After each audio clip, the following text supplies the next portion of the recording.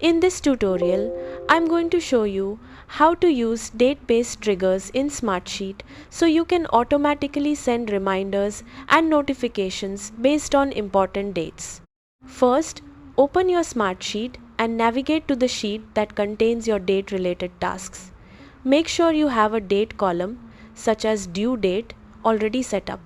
Next, click the automation menu at the top of the screen and select Create Workflow.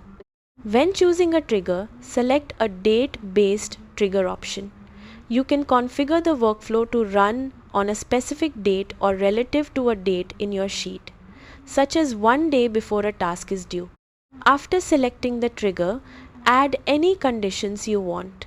For example, you can have the workflow only apply to rows where the status is not marked complete. Then choose an action such as alert someone, request an update, or send a reminder. Select the recipients and customize the message if needed. Review your workflow settings carefully and click Save to activate the automation.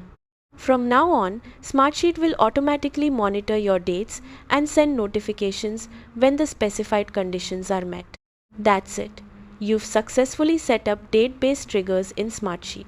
Thanks for watching.